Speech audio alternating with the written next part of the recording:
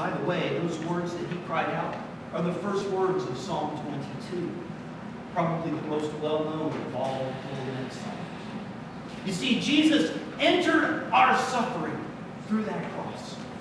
And so while none of us can say to someone who also is hurting, I know your pain, because we don't.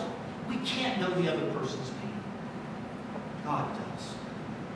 God does because God has experienced it right there on the cross. But that leads to a second point. Yes, God is with those who mourn. Just as God is with all of those who are poor and hurting and outcast. You see, Jesus suffered the same mockery, the same insults, the same contempt that people of the world feel when they are pushed down and cast aside to the margins of society. That is why the message of Jesus Christ is such good news in those places like the Third World, and why the faith is spreading like wildfire. Because Jesus entered the poverty of our humanity. And so, like we heard in that third reading this morning, and what Caroline and Jamie spoke about, when we serve those who are on the margins, we are serving Jesus himself. That's what he said. Inasmuch as you serve the least of these, you serve me. The message for today, the message of the faith that we proclaim is this: God loves everyone on this earth, each and every one of you. God loves people like Lisbeth, like Best. Elizabeth was visiting her parents on the morning of September 11th. Her husband was away on business when she found out that he was aboard Flight 93, the flight that crashed in Shakespeare, Pennsylvania.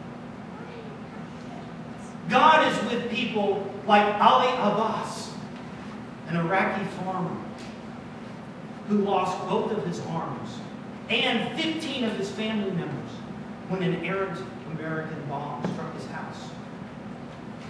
God is with people like Major Tammy Duckworth. Tammy lost both legs and part of an arm when a rocket-propelled grenade hit her helicopter in Iraq. God loves you and me too. That is the good news. God loves us even in the moments of our death, in the moments of our pain, in the moments of our crying out. It is precisely there where we see God, because we see God in a man hanging on a Roman cross. One more piece of good news, though, and that's this: the crucifixion was not the last word. You see, beyond the pain, beyond the sorrow, beyond the suffering, lies hope.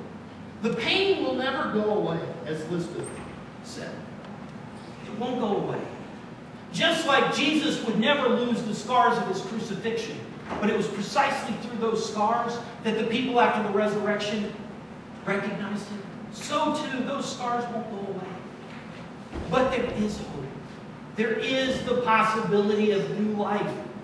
That is the faith that we proclaim. That is the faith of the resurrection.